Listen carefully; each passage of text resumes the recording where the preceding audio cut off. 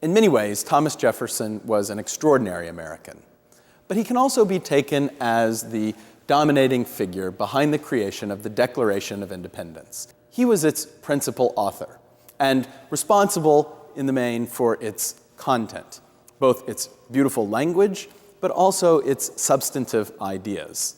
The Declaration was issued by the Second Continental Congress and declared the colonies independent from the British Crown. Its famous preamble states the basic political principles on which the colonists staked their claim, and then, by far the largest part of the Declaration, is made up of a list of grievances against the British government that the colonists believe violated their rights and justified their revolution. Looking back on the Declaration, decades later, Thomas Jefferson said that the Declaration of Independence was meant to express no new ideas, that it was written only to command assent, to express in plain language what were the ordinary beliefs of Americans.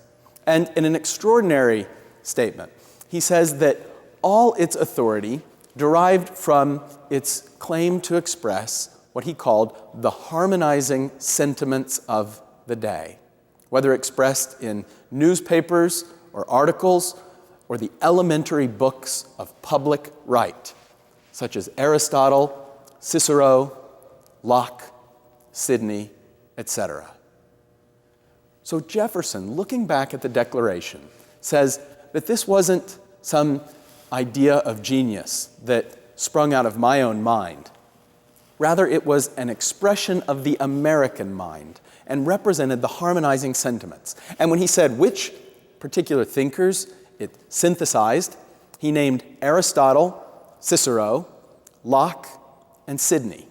It's quite an extraordinary list, and it wasn't something that Jefferson put together accidentally. Aristotle.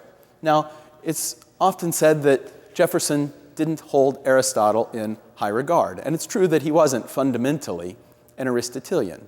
But nevertheless, Jefferson recognized that the tradition of ancient political thought, of classical political philosophy, that had its origins in Aristotle's teachings about virtue and about the nature of human community, the idea of ancient republicanism embodied in Aristotle's philosophy, was fundamentally part of the shared political culture of the colonists.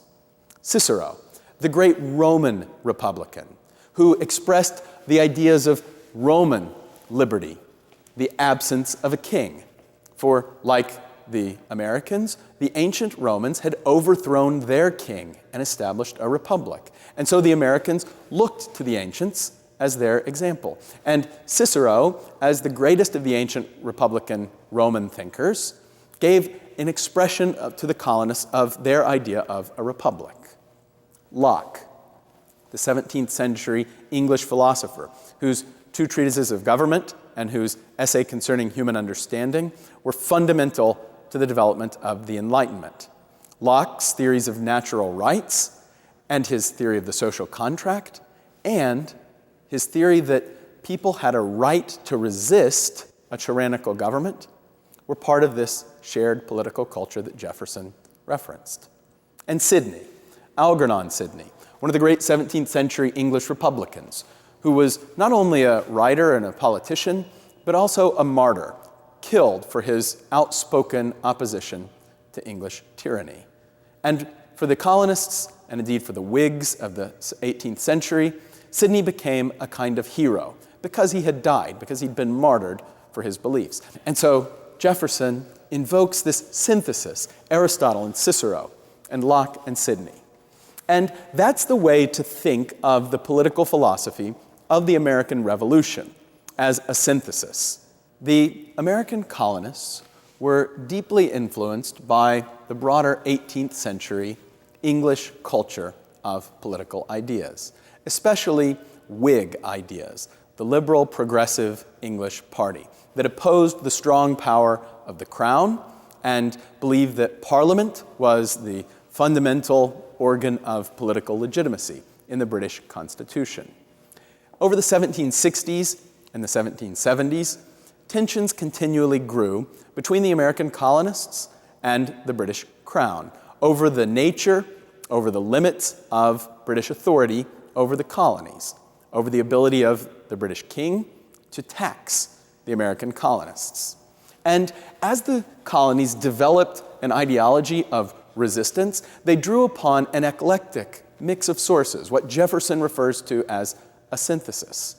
And this synthesis includes both the ancient tradition of republicanism that goes back to the Greeks and especially to the Romans, and a tradition of republicanism that places enormous emphasis on the self-governing community of free men who have the power to rule themselves through their political bodies, who are free because they don't have a king, who are free because they live in a free state, who place the republic, the public thing, the commonwealth, above their private interests.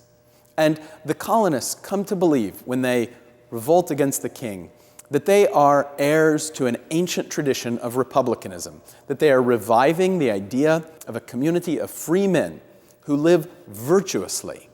And they draw deeply from this ancient well that they found so familiar in the works of Cicero, Livy, Plutarch, Aristotle, the idea that freedom requires virtue. And for the colonists, this freedom was a kind of independence, a kind of morality that would separate them out and the kind of world that they were creating from the monarchical society of Great Britain.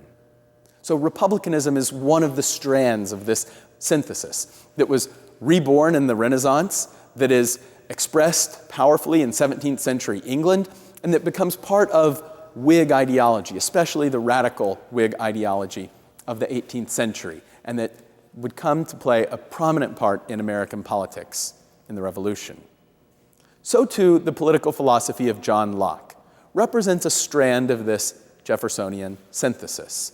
Locke's idea that the state is a creation and a social contract among naturally free, naturally rights-bearing individuals who have a natural right to life, liberty, and property, and who create a sovereign government, a state, to secure those rights. And that if a state becomes destructive of those ends, then it's a revocable contract. This is one of the great differences between Hobbes and Locke. There's so many fundamental similarities between their political philosophies. But Hobbes imagines a sovereign that's created in an act of agreement by people in a state of nature that is then irrevocable, because to violate the law of the sovereign is unjust.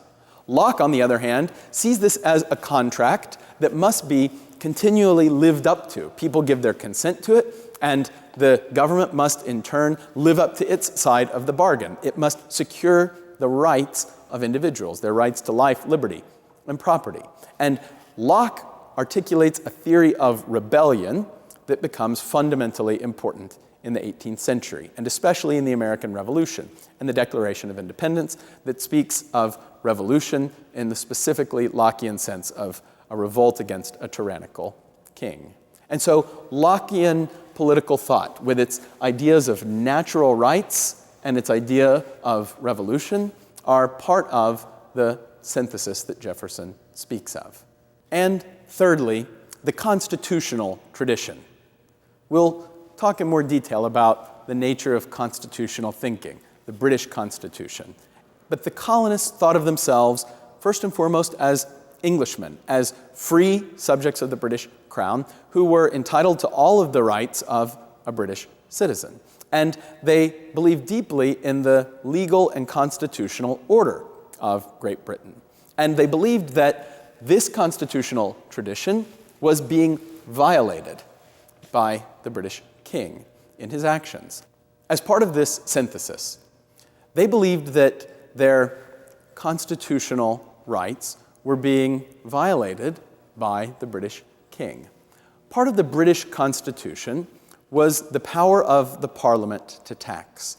The colonists, especially ones like Thomas Jefferson, believed that they held their property as free men, but that this property could be taken by the king only through the consent of Parliament. And there was an ideology which said that Parliament alone could tax, because Parliament represented the people. It represented especially the free landholders. And so when Parliament voted to tax, it was in effect a voluntary gift. It was a consensual cession gift of property. And so only Parliament had the right to intrude on the property ownership of people with property by giving this free gift to the Crown. And as the British government progressively sought to assert more rights, more control over the colonists, especially rights to tax, this sent the colonists into a fury because they believed that they weren't adequately represented by Parliament. And so British legal and constitutional theorists articulated a theory of virtual representation, which said that, in fact, the colonists were represented in Parliament because they were a part of the body of the English people. But the colonists say this is bogus. Virtual representation does not, in fact, exist, and we do not voluntarily give this property to the king. And so they believed that the Crown's actions were a violation of the constitutional order, grounded in their rights as free men and as property holders. And so it's this synthesis of Republican ideas, of Lockean ideas, and of the English constitutional order that become a firestorm in the 1770s and provoke the American colonists into revolt. And it would be a revolution that would be girded with an ideological justification, with a legal and philosophical defense of their revolt, unlike any that had existed in all of history. And it would cause the American founding to become the quintessential act of Enlightenment state formation.